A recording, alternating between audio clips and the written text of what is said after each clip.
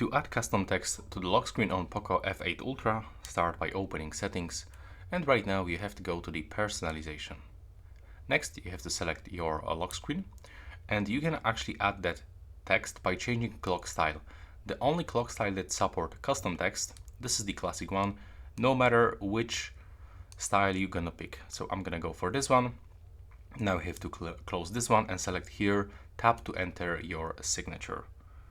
So let's input mine, how to devices. There we go. We can also add some emojis.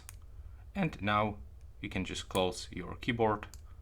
And as you can see, it will be visible just over here. And now we can click apply. But it's super small, so let's try to change. Oh, never mind. It will be small for everyone. So unfortunately, this this signature is pretty small.